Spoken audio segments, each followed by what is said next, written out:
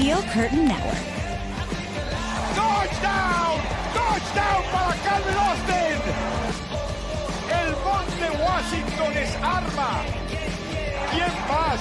¿Quién más? DJ Watt! What is going on, Pittsburgh Steelers fans, and welcome back to another episode of the SCN Steel Curtain Network Post-Game Show. I am Jeff Hartman, joined by Mr. Bryan Davis, as I bring him up on the screen. What's up, Bryan? How's it going? Hey, I'm glad to be here. I was just checking my mic, and I am absolutely thrilled. This has been such a whirlwind. With Dave at the game, and by the way, I got to say this before we get started. Janice Schofield has to go to the game every single week now. Yeah, she's undefeated. They win again, and this is a weird game, and we're going to talk about all of it. We have an early super chat here from Tyler W. I'll get this on the screen. Gives us $9.99. Says the fans were holding a funeral tailgate for the Steelers defense, and they came back like the Undertaker. 20th anniversary of Super Bowl 40 was being honored, and Porter gets an interception. Can we get Coach Cowher every week? 6 takeaways. Yes, I don't know if you saw this, Bryan, but they did have an actual casket in the parking lot, and they had the kneeler in front of it. Like, it looked like a funeral parlor. And black and gold. And and the defense did come to life, that's for sure. But Bryan, let's start what we always do. Knee-jerk reaction after the game. What is it? Knee-jerk reaction was I felt really good going into the game, especially after talking to you and Dave on Thursday night. I had a buddy text me and said, I'm feeling really good. I said, I'm feeling hopeful. And then that when they made the decision, and Mike Tomlin talked about it, they made the decision to go ahead and kick it off. I'm like, no, what are we doing? We're going to try to get cute. And it felt like they were getting cute from the beginning, saw what the Colts did.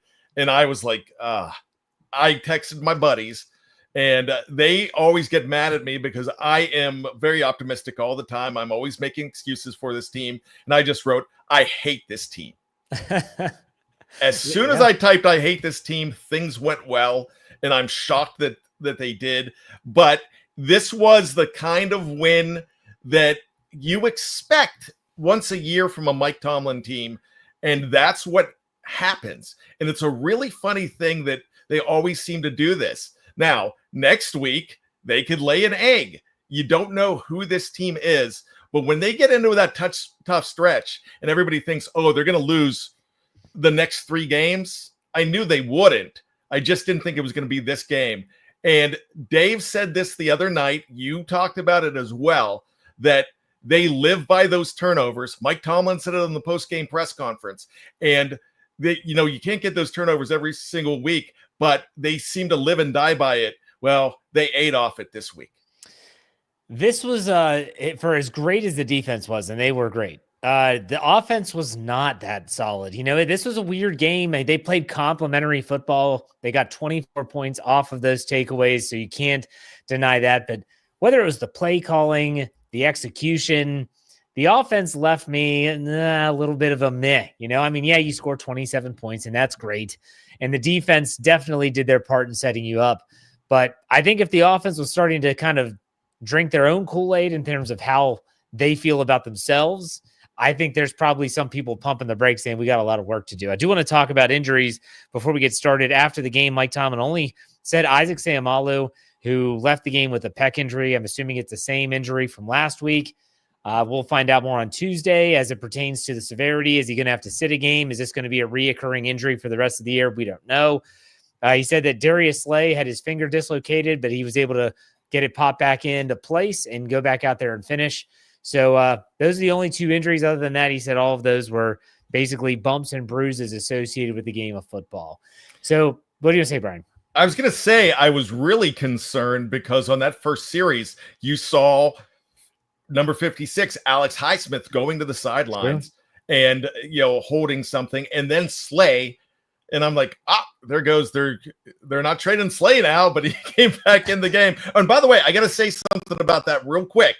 You guys laughed at me the other day when I said, oh, he'll go back to the Eagles. Probably not going to happen now because the Eagles traded for a corner in the last 2 days. Jair Alexander of the Baltimore Ravens. Yeah. They traded for, yeah. So they actually wanted a corner. Boy, every once in a while, I sun thought about shines. you. I thought about you when I saw that news. It's like, oh, Bryan was right. They did trade. So let's get in our super chat here. Wilson Pava gives us $4.99. Says, Big W.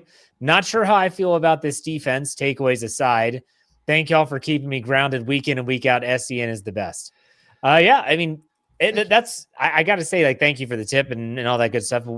We pride ourselves on being fans. You know, we've always said we are fans of the team. We're not going to try and toe any company line.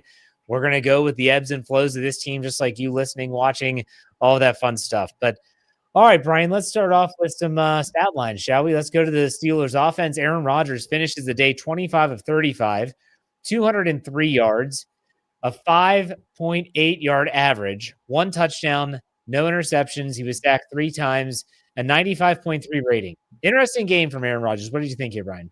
Yeah, I thought he was in control. I just did not think that he was getting a lot of help. When I say a lot of help, there were the usual suspects that drop passes. Jonnu Smith on that very first play. This is a strangely different game if Jonnu Smith catches that pass. And I don't know whether that's good or bad. I like the way it turned out, but that should not have been a 3 and out. Then you had DK dropping a pass. I think you had Darnell dropping a pass, but it was I think it was punched out of there. But he didn't get the sure hands that he's gotten usually. I still thought it was a gutsy game by him. I know it seems like I'm glazing this guy every single week, but I really like the way he leads this team. I think that he had a good game. Yeah, it was good. It was okay. I mean, I still find it interesting that here we are going into week 10 now, and there are still some issues on this team in terms of responsibility. So you saw this with Darnell Washington in the red zone. You could tell the ball was going to come out quick, and he wasn't ready for it. Okay. Kenneth Gainwell, late in the game, fourth quarter, same thing happened. You can see that they do a check, and the play's there, and he has to get rid of the ball quickly, and the receiver's not ready. It's not that it's all on Rodgers. It's the offense. They're not at that level yet where you can say it's a well-oiled machine. No. And Rodgers is going to demand perfection. And I think he's probably his harshest critic himself. And I just, again, for I don't know how many times the Steelers win a football game, and I don't have Aaron Rodgers on the winners list or the losers list. I think he's had better games this season. Obviously, you look at the totals. He only threw for 203 yards. He did throw a touchdown pass. I will question some of the play calling. We'll get to that in a little bit. But ultimately, quarterback, not too shabby. Not too shabby. Let's go to the running game. The Steelers rushed for 38 yards, a 1.7 yard average. They do score 2 rushing touchdowns. The longest run is 8 yards by Jaylen Warren. They carried, again, 23 times for 38 yards. Jaylen Warren leads the way, 16 carries for 31 yards. Bryan, what were your thoughts on the running game? Okay, they had the jumbo package going, and it just didn't seem that it was working this week. Now, that's a tough front, and I get it, but I thought they would be doing so much more. Now, I am going to complain about something because it was working when what they needed to do. I will throw in that this is what I'm going to complain about first. Then I'm going to laud something. What I'm going to complain about is when Sayamalu goes out late in the game, I felt less comfortable because tucked inside at the left guard position is Spencer Anderson, but the other Anderson wasn't out there. Like we talked about how they needed to come with a backup plan for that. So again, they abandoned that. This game should not have gotten this close. And they're lucky because it all falls on the running game. So a poor performance by the running game should have done so much more. One thing I will laud though, is that if they're in 4th and short, I'm even talking 4th and 2, you've got that Cam Hayward play should be like watching the Philadelphia Eagles. Oh, you mean the Connor Hayward play? Excuse me, Connor Hayward. And my son's named Connor, and I should have said that. But yeah, Connor and Darnell, 80 and 83. That should be every single chance. And I think JJ Watt was saying something about it, but I missed it and somebody talked over him. But it sounded like he was saying the same thing, that they need to do that all the time. And I actually felt like they needed to do that. They need to do that so much. And that should be a staple going forward. The Ravens did it last year late in the season with Mark Andrews and started doing it all the time. I don't want to see that out of the repertoire. Let them stop it, because just like the Eagles, it's very rare that anybody's going to stop it. And what JJ Watt said was, if you have a legal play, if the tush push is still legal, then use it. Yeah. He said, if you have that capability, then use it. He said, why wouldn't you do that? I think he was referring to, especially, it was after the muff punt situation where Brandon Echols downs the ball and they get the ball down. It's a 4th and short situation that wasn't in goal. He's like, why aren't you running that tush push play if you have it? Like, why wouldn't you do it there in that situation? It's a good question. And a lot of, again, I have a lot of questions about the play calling and the offensive game plan in this game. Let's get to some super chats, though. Brian Haynes gives us $2. Said, every time I think I get out, they pull me back in. I'm sure you're not alone, Brian, and thank you for the tip. There's a lot of fans out there that were probably thinking they're going to get their doors blown off, and then all of a sudden, here we go. You know, they come storming back. Tyler W. gives us $1.99. He said Aaron Rodgers has more touchdowns now than any quarterback since Ben Roethlisberger. And he's talking about it in a singular season. I think he has 17 touchdowns already this season. So Russ did not get there. Obviously, Justin Fields did not get there. So probably Pickett and Trubisky, probably the combined. I'm not talking in one season. I'm talking about combined. I'd love to see what they have combined, because he's probably close to beating that. Yeah, I don't think Kenny Pickett ever hit double digits in a season, if I'm correct, but I don't know. Yeah, I'll have to look that up.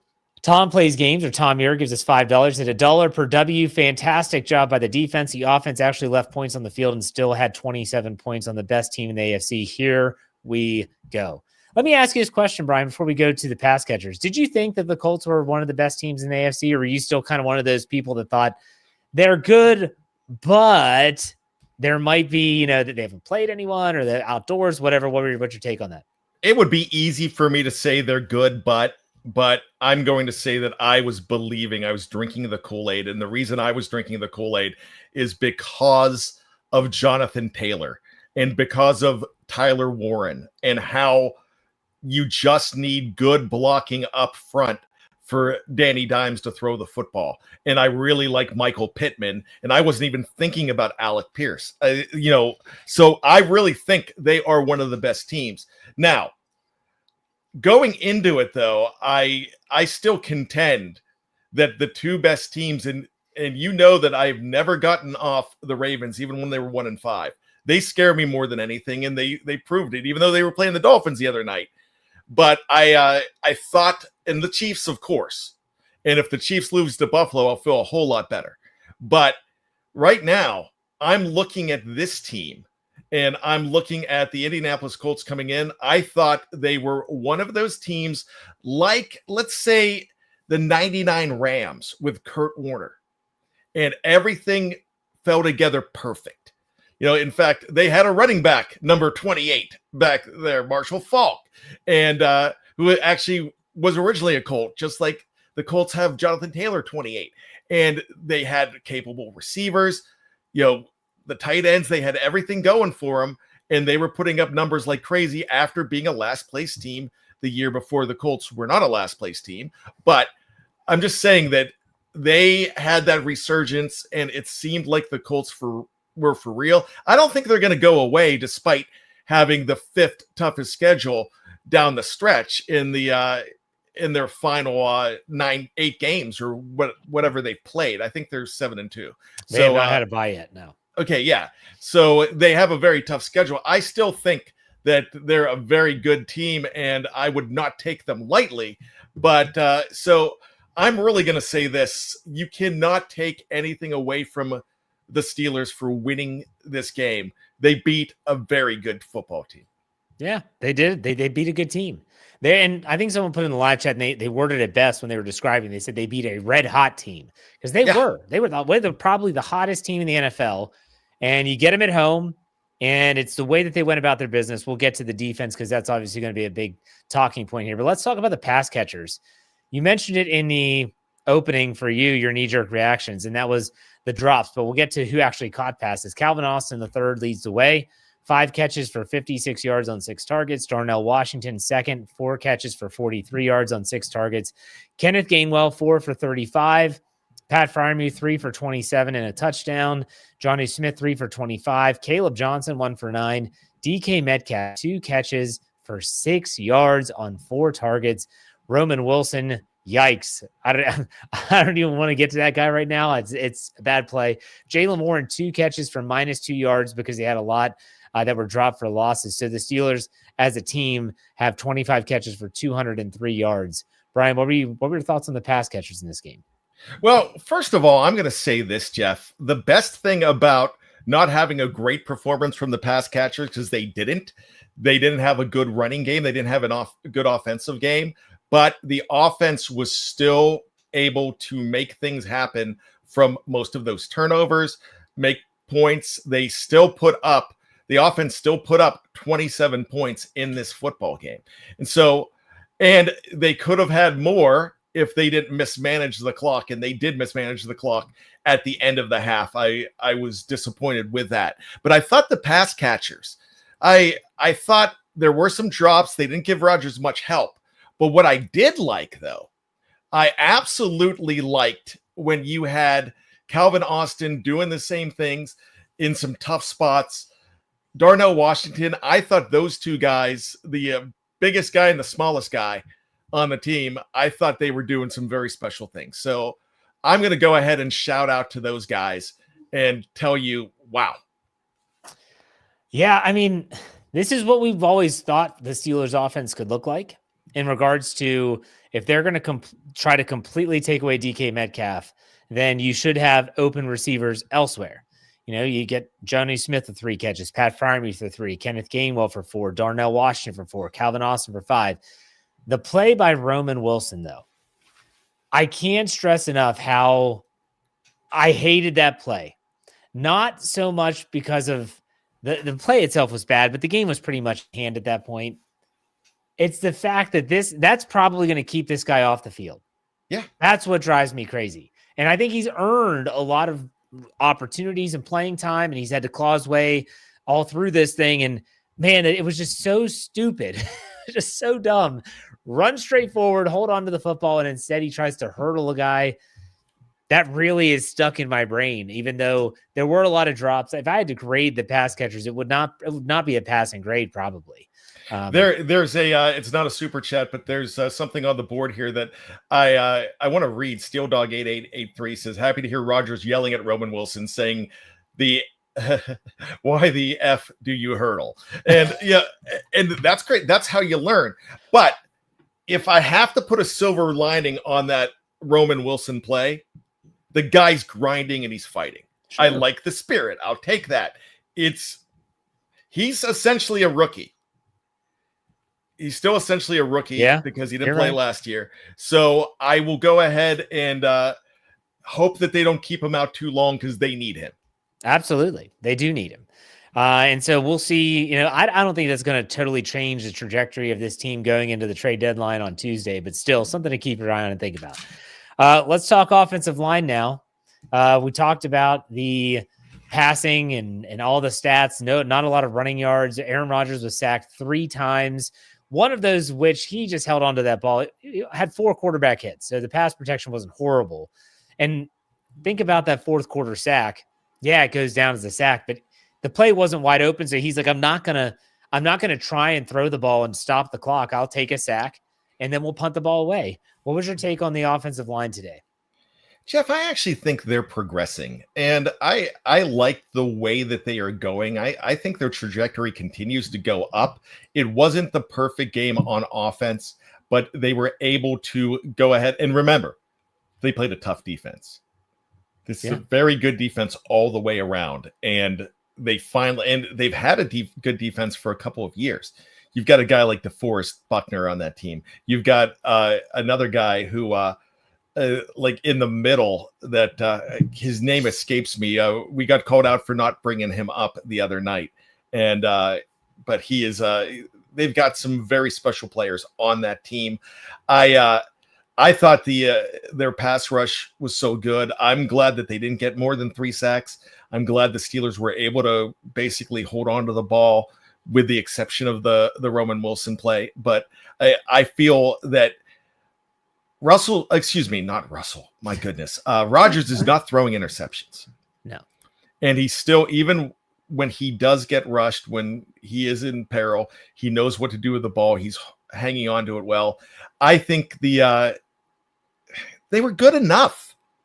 They were good enough for the victory. They were good enough to capitalize on some of those fumbles, those strip sacks, and what have you. So I will go ahead and say that I'm fine with them. I'm not giving them a high grade. We don't give grades here anyways. Right. But I'm going to go ahead and say that I feel like they were slightly above average, or slightly above average.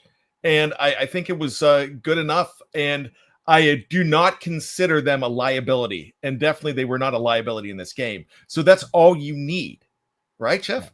Yeah, you're right. I mean, the offensive line discussion is going to bleed into the talking about the play callers and the game plan coming into this game. And let me say this. This was one of the few times where the start was not great and the plan coming into the game wasn't that great. There was some missteps. You could tell that they weren't cohesive. Yes, Jonnu Smith drops that first pass on the play action on the jumbo package, and you're thinking, wow, like that could have really opened things up. But this was one of those, and it's rare with Aaron Rodgers in the building so far, that you saw one of these game plans where they looks like they looked at the season averages and said, okay, this is the 8th best run defense, but also this is the 29th worst or 29th best pass defense in the Indianapolis Colts. So let's go throw on them. Let's throw it. And so they didn't run a lot of jumbo. And then once Isaac Seumalo leaves the game, you knew that was kind of out the door. It just felt like they kind of had this thought of, instead of we're going to impose our will, it was, we're going to try to exploit their weaknesses. My thought process has always been, can't you do both? Can't you try to run the ball a little bit better? Can't you still say, we're going to go jumbo and we're going to do it until you stop us, and then we'll play action off of that? I think for me, it just comes down to, I wasn't thrilled with the offense. Yes, they took advantage of the opportunities, but I wasn't thrilled with the game plan. It just felt predictable at times. And so I'll let you chime in, Bryan, on the game plan before we go to the defensive side. Yeah, I don't think the game plan on offense was that good. Obviously the game plan on defense was so much better, and that's really what needed to happen. But when you look at the past couple of weeks, of course you want even, you want 50-50, good on both sides. But I'd rather have the good defensive game plan this week than the offensive game plan, because they did not suffer for it. However, I feel that if this team needed to score points late in the game, that they would have been fine. They did something they do a lot, Jeff, and I don't love it, but they go into that prevent offense, and they're trying not to risk an interception or a fumble. And that's exactly what they were doing. And when they were and Dave's chiming in, they were stopping the run out of jumbo. And they definitely were. So the game plan, I'm going to channel Dave here and say, the game plan might have not been that bad, but they game planned the jumbo so well. So they were forced out of the game plan too. And I'm always going to say, and the statistics bear this to be true, and I don't have them in front of me, but you don't need to be successful at running the ball to run play action. The Steelers did have some play action opportunities. Hey, they win the game. I'm not complaining, but if we're just going to talk about the offense, and I'm going to bring some of this stuff up that might have been concerned. Yeah. All right. We're going to take a break. When we come back after this break, if you're watching live, we're not going anywhere. We are going to talk all about the defense. There's a lot to discuss here. Stay tuned. We'll be right back. All right, Steeler fans, we are back. Second half of the show where we talk about the Steelers defense. Man, they bounced back in a big way. I don't think anyone saw this coming. 6 total takeaways, 3 interceptions. Again, in case people don't know this, coming into this game, the Indianapolis Colts had turned the ball over 4 times in this season. 4 times. Steelers get 6. Okay, so that's something to keep in mind. Before we do that, let's get the super chat here. Steeler fan 69 gives us $5. Says not Dave friendly. A woman walks into a doctor's office asking about her acute angina. The doctor said, Your boobs aren't bad either. Thank you for the comedic relief as we that get one was ready a hard stopper there. He even uses like the spelling properly so that YouTube doesn't tag anything. All right. Defensively, let's talk about the pass defense first. Daniel Jones, 31 of 50. They threw the ball 50 times for 342 yards, an average of 6.8. He did have a touchdown, 3 interceptions, as I mentioned, 5 sacks for 29 yards, and a rating of 63.9. Danny Dimes, did he turn into a pumpkin, Brian? What did you think about the pass defense? He absolutely, well, the Steelers turned him into a pumpkin because the way he came out and started, that it wasn't going to be a problem. And especially what was happening when they went out and gosh, they went out, they had all those 4th downs. I think they were 5 for 5 on 4th down to start the game. That might have been the entire game too. I can't remember. But I don't think he's still my fantasy quarterback. And I know he just got crushed because the offensive line did not help him. And they don't have a bad offensive line, did not help him, but he was seeing black and gold all over the place. And, but he could pass at will. And if that game goes an extra quarter, I worry, Jeff. I really worry if that game, but the Steelers did not play a bend, don't break defense today. No, they didn't even bend. No. They hardly bent. They were forcing punts in a team that does not punt. They were forcing turnovers to a team that doesn't turn over the football. In fact, I thought at one point that I was happy they got to 4 because I just wanted them to match their total. And then when they got to 6, I'm like, my gosh, they could, the way they're playing, I won't be surprised if they double it up. If they get 8. And you know, you said that they'd have a pretty decent offensive line. They have a really good offensive line. I would say that coming into this game, this was one of the best offensive lines in the league. The Indianapolis Colts had only surrendered 9 sacks on the season entering this game. And remind you, they have not had a bye week yet.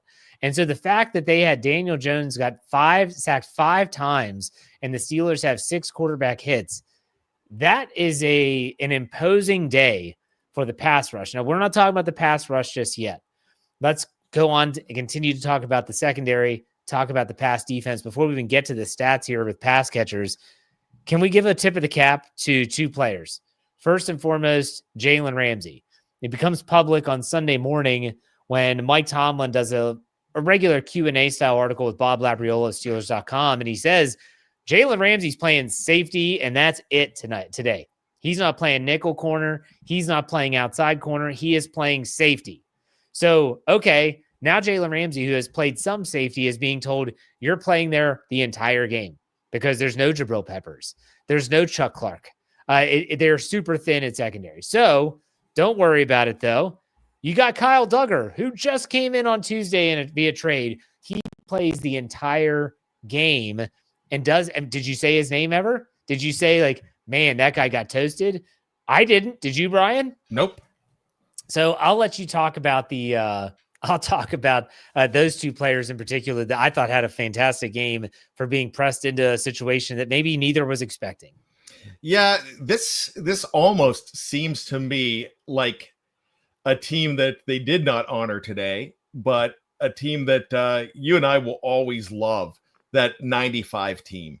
And when Carnell Lake had to move from safety to corner because of Rod Woodson's injury, but they had to do it halfway through the season. And I almost feel like with this being opposite, I don't know if you're going to be able to take Jalen Ramsey away from safety right now. He was doing some very good things. I don't know if they do, which means I almost see them going after another corner. I could see that as a possibility. going for another corner and trying to boost that defense. I'm going to throw out a guy that I could get some boos here because I know not everybody loves. I'm going to throw out Slay. Slay did not have a bad game. I don't think he did. I know he came back in. It was nice to see him out there. But if Dave was asking about game balls, and my game ball is going to Joey Porter Jr. I thought he had, sure, Joey Porter Jr. is always going to have penalties on him. That's the way he plays. But man, that interception was key. He had some shutdowns. He had, I guess you're going to call it a sack. I know he got credit for a sack when he forced Daniel Jones out of bounds. So I thought he had a phenomenal game, and hats off to him with Dad in the house. And this is the thing. They honor that team at halftime. He's not wearing 55. He's wearing 24. Ah, it's a good catch. I didn't see that. Well, at least unless he changed it. And Dave, you can tell me you were there. But in the stands, he was wearing 24. Yeah. Yeah. So, I mean, I got to tell you, I thought JPJ, and I've been down on JPJ, not completely, not trade JPJ, but I've been worried about him.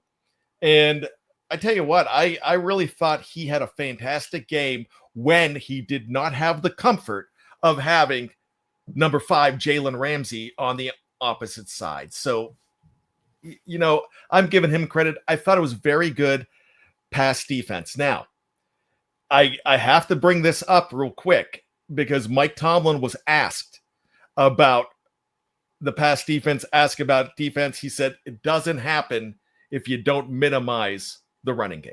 And he said that 2 or 3 times during the press conference.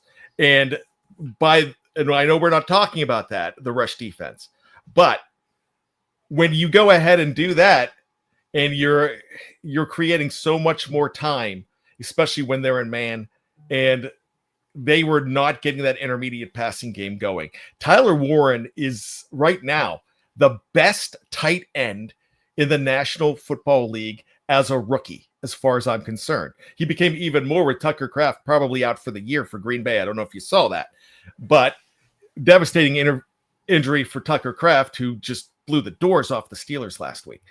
Tyler Warren, they didn't let him get going either. And it looked like Tyler Warren was going to have a fantastic game just in the first quarter alone. I know Alec Pierce was looking good, but Tyler Warren is a guy that usually kills guys like the Steelers. And he didn't. So they did a very good job with that intermediate passing game too. So I think that Joey Porter Jr., kudos to him. He did get credit for a sack. I looked up on the box scores, so that is factual. But man, the penalties though, it's just like you can't get away from them. You know, he got called with a couple DPIs. And he does play a physical brand of football. We all know this by now. But at the same time, it's a situation where you got to give. I think like you have to live with some of that stuff. And I don't know if I'm comfortable in that, living in that space, but it seems like the Steelers are for sure. Joey Porter Jr. did add an interception later in the game. But I want to give some credit here to the pass defense in terms of passes defensed. Listen to some of these numbers. Peyton Wilson had 2. Joey Porter Jr. had 4. Brandon Eccles had 1. Patrick Queen had 1. Alex Highsmith had a fantastic pass defense on 3rd down where he dropped into coverage and made a great play on the ball. Cam Hayward got his big mitts on 2. Jimmy Pierre had 1. And Jack Sawyer, obviously with his interception, gets credited with 1 as well. They were getting their hands on the football when it was up in the air. They had 13 total pass defenses on the game. So just to kind of highlight the Steelers' pass defense in that regard. When you talk, do you want to say something, Bryan? Yeah, and Mike Tomlin was asked about the bats in the press conference, and he said, hey, look, we're in that business every single week to bat down passes. We don't get them every single week, but that's something that we're in the business for. We work on that. We did not, because he was asked if he basically made a concerted effort to go ahead and bat down passes. He's like, no, we just do that. Yeah. And it was a game where we'll transition into the pass rush now, because the Steelers pass rush did a fantastic job. And it wasn't just always with the quarterback hits And it wasn't even just with the sacks, because again, I'll read off the players who did register those statistics. Sacks. You had Joey Porter Jr. got credited with 1. Keanu Benton got 1. Alex Highsmith had 2. TJ Watt had 1. The difference being TJ Watt and Alex Highsmith had strip sacks, which also turned into a takeaway. In terms of quarterback hits, obviously you had a Brandon Eccles got credited with a quarterback hit. Keanu Benton had 2. Alex Highsmith had 1. Cam Hayward had 1. TJ Watt had 1 for a total of 6. Daniel Jones never had the opportunity to look comfortable. And in a game where we'll talk about the run defense here in a second, they didn't try and run the ball a lot, even early in the game when it wasn't too much for them, where it wasn't one of those situations where they were, forced to throw their way back into the game. Early in the game, they didn't run the ball. They didn't try to run the ball too much. I thought the pass rush was fantastic. Brian, I'll let you talk about it. I have great respect for a guy like Kevin Stefanski from the Cleveland Browns, but I always wondered why he never just took Nick Chubb and completely destroyed the Steelers in those years when Nick Chubb was great. He would come out passing and the Steelers would intercept it, and they would do all these great things against Cleveland because of it. And here's the thing, today, it's almost like they didn't watch tape of how to beat the Steelers. Because if you hear Mike Tomlin, they have a lead at halftime against Green Bay. And he's saying, hey, but we're not stopping. We got to stop the run.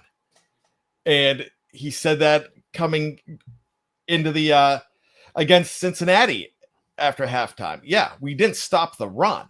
That's the problem. So he talked about that all press conference. And you would have think that they would have just had a heaping helping of Jonathan Taylor, because it looked like, I said to my son I'm watching the game with, I said, Taylor's going to get going here, because he had like an 8 and a 9. And this was in the first or second period. And I thought they were going to go ahead and get him moving. And they got behind and then they completely scrapped it, which I don't think they had to. They are such quick strike that they did not have to do that. And the Steelers, after a while, said, hey, they're not going with Jonathan Taylor. So they didn't worry about it as much. So I want to bring up something, and it's about the timing of these plays. It's not so much, and I've always said this, and this is what the Steelers have hung their hat on for so many years. It's not so much the quantity, it's the quality and the timing of the plays. So let's go back. First half, Steelers don't look good on offense. They give up a scoring drive. Yeah, they got to punt the ball back again, and everyone's just thinking, this is unbelievable. Here we go again, right? And they get the muff punt, and they get the ball at the 11-yard line, and they come away with a 0. Now it goes from bad to worse, because yes, you got aggressive, but you didn't cash in. And then what happens? That's TJ Watt's strip sack that he recovers himself. So his stat line is not incredible. TJ Watt's stat line, I'll read it for you. I mean, because people might say, like, really, TJ Watt? But he had 3 tackles, 1 solo, 1 sack, 1 tackle for loss, 1 quarterback hit, but he also had a forced fumble and a fumble recovery. It was the timing of it. That changed everything. From that moment on, Steelers take that, turn it into 7 points, and then it just felt like everything shifted. So I want to bring up that point that even though TJ Watt, who is on my winners list because of the timeliness of his play, that's what they've been missing these last 2 weeks. They haven't had that timely play. They haven't had that one time where a quarterback drops back and someone gets their hand on the ball and it's a scramble, and that they got those. They got those in bunches. Let's hope they can keep getting them in bunches, because they're going to need that. Let's talk about the run defense. The Indianapolis Colts, who were one of the best run offenses in the NFL, they were averaging 134.4 yards per game coming into this Week 9 matchup. They ran for 55 yards. Jonathan Taylor, 14 carries for 45 yards, averaging 3.2 yards per carry. Daniel Jones, 3 for 4. He did have a touchdown on a quarterback sneak. And then that's basically it. 19 carries, 55 yards, a 2.9-yard average. Brian, you've alluded to this already a couple times. Go ahead and talk about the run defense. Man, the Steelers went after it, and you knew that they at least had a good opportunity, even though they were throwing the ball like crazy. You absolutely knew from the beginning that they could shut down Jonathan Taylor, because they started to do it right away and they never let up. And I think that crept into whoever's calling the plays, whether it's Shane Steichen, whoever, I can't even remember who the OC is in Indy. I don't care. All I know is that it seemed like they just felt like, hey, it's not your day, Jonathan, and let's go ahead and throw it up. And the Steelers, one thing I could tell you, they had a concerted effort to stop the run in practice, and they had to have worked on that completely all week. And what they did there was phenomenal, because you're not hearing Derek Harmon's name a lot, but Derek Harman is making things happen there. You're not hearing some of these guys. I got really scared when I found out that Cole Holcomb was out with the illness, because that's the guy who stops the run as far as the inside linebackers better than any of those guys. And he wasn't there, and they just went after it like crazy. Who led in tackles? Peyton Wilson. He had himself a hell of a game. He led Peyton Wilson's stat line, 14 total tackles. 10 of them were solos, no sacks. I'm sorry, I misread that. So 14 total tackles, 10 solo, 2 pass defenses, an interception, obviously, that helped tilt the tide a little bit. He had a great game. I thought he was all over the field. That's a Shazier game. Yeah, that's a great parallel. Not to say that he's the athlete that Ryan Shazier was, not or anything like that, but that is a Ryan Shazier game for sure. And also, you bring up Cole Holcomb being out. Malik Harrison, who is known for his run defense, gets activated off IR. They had to do it anyways because his 21-day window was closing. Perfect timing. Harrison made some great plays in run defense, also on special teams because he's a special teamer. It was a good game. It was a good game all around for the defense. People might bemoan the passing totals. He throws for 342 yards, and you had 2 receivers go over 100, and Alec Pierce and Michael Pittman both getting 115. Josh Downs, 57. But Tyler Warren, like you said, 5 for 26. Bryan, I don't leave this game thinking I'm super concerned about all the passing yards and stuff like that. No, because they had to pass. How many runs did they have in the second half? That's a Dave stat. He always looks up the half-to-half stuff. Okay. Yeah, I don't even know where to look for that. So, Dave, I know you're probably in the back seat somewhere because I know you're not driving. So look that up for us. But they were just like the Steelers last week, running the ball 3 times in the second half. It didn't seem like they ran it way too much. And I'll go ahead and say, when you take someone like Jonathan Taylor out of the game, you're going to go ahead and have garbage time stats. Yeah. And it seemed like they were coming back, because even when they were rolling down the field like that, even though you didn't know that you were going to get a fumble by Roman Wilson, each time you felt okay. Even when Roman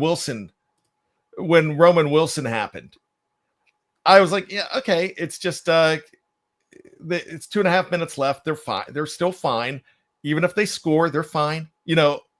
I was thinking, even if they scored again, scored a touchdown instead of a field goal, I was not worried because of the way they were doing it.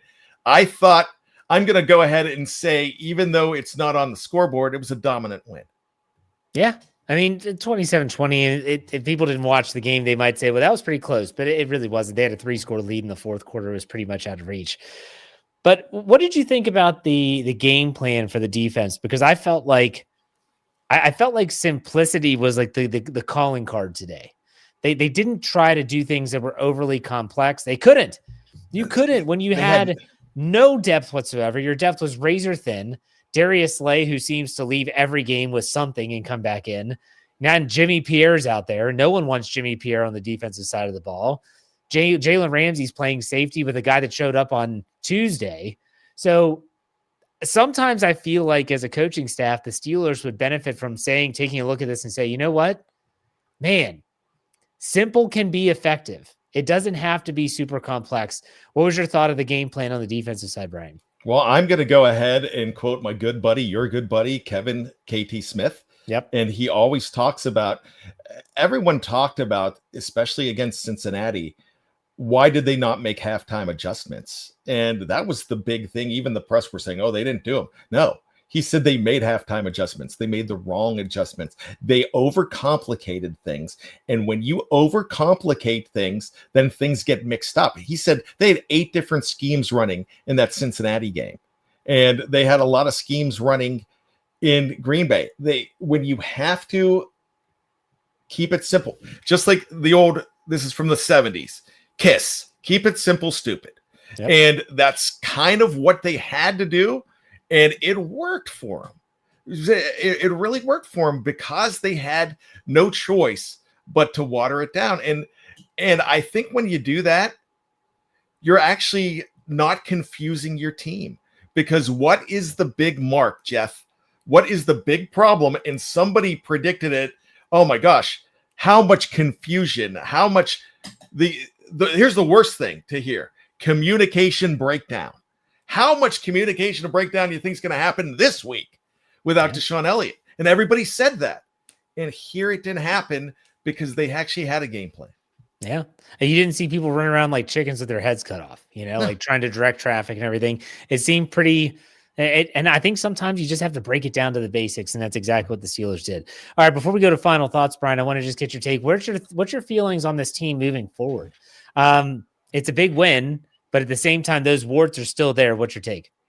This is a one game at a time team. It really is. I really don't know the schedule that well past next week. I know it's Sunday night. Oh gosh, I hate Sunday night football, but it's Sunday night in Los Angeles, a place that, they've done some good things in LA. They've done some bad things there. I don't think that's a perfect team though. I think that's a team that has a lot of crazy warts as well. So I think I'm going to go ahead and quote Mike Tomlin, and the defense has to take this one game at a time. And I really think that somebody just wrote, I hope the Chargers are big favorites next week. That always benefits the Steelers if they are favorites. It does. So I'll say that. I think anytime you have Aaron Rodgers, and now I'm going to say anytime you have Jalen Ramsey on that football field, I think there's no joke that Jalen Ramsey is a captain out there, and he's doing the things. He is very important to this team, just like Minka was. But he does different things than what Minka does. And I just feel like even in that safety role, he was doing Jalen Ramsey things. He plays a violent brand of football.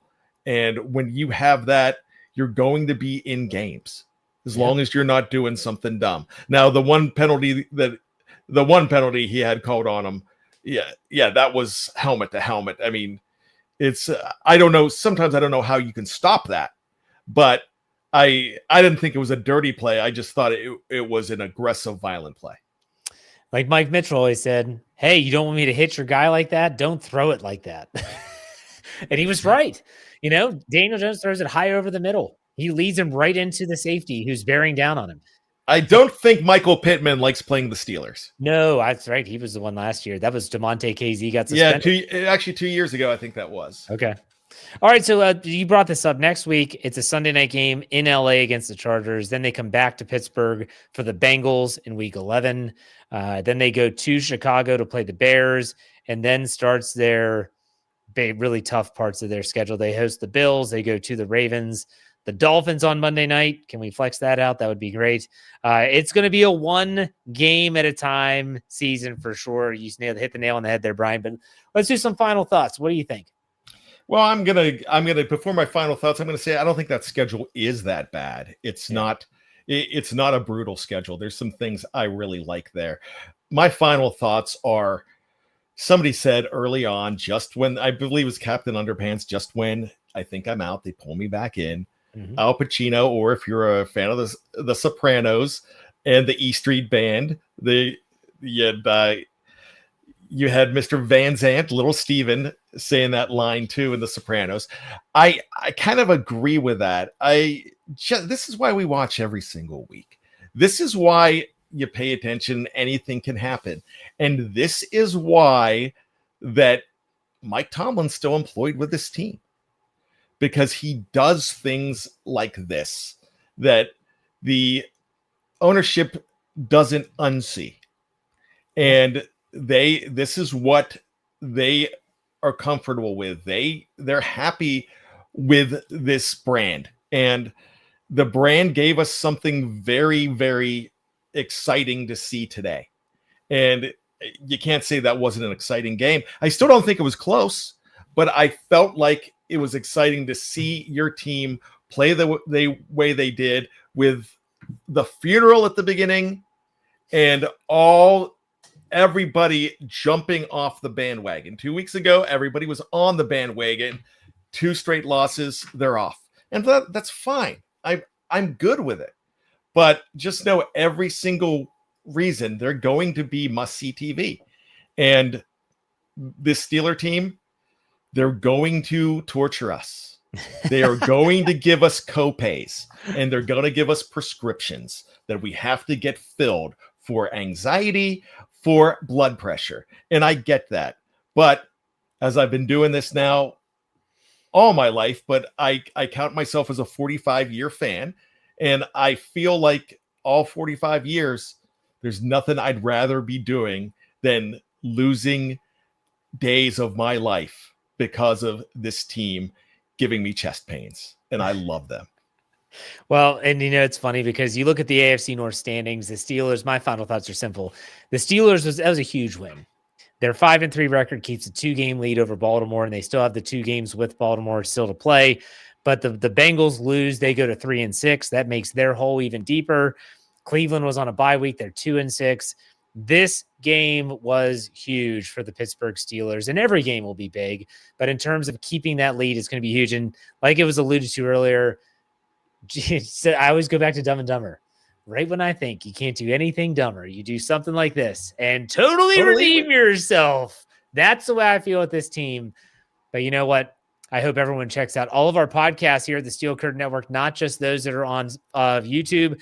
Make sure you check out Bryan's Here We Go Steelers show with Coach Kevin Smith tomorrow. Check out my Let's Ride every Monday, Wednesday, and Friday. You can get Dave on Pittsburgh Standard Time. All those wherever you get your podcast by searching Steel Curtain Network. Bryan, what do you want to say? And don't forget Tuesday. We're going to be all over Tuesday. Oh, the trade deadline. Yes, of course. Of course, the trade deadline. Gosh, Jeff, wake up. I'm still in this game mode. Thanks for bringing that up. SteelCurtainNetwork.com. We're going to have a tracker for you, updating all the latest news and notes around the league as trades are happening. So make sure you check us out, SteelCurtainNetwork.com. But that's a wrap. Bryan, thanks, man, for your time. Appreciate it. I'm so glad to be here. Next week will be a late one. Again, take it easy. See ya.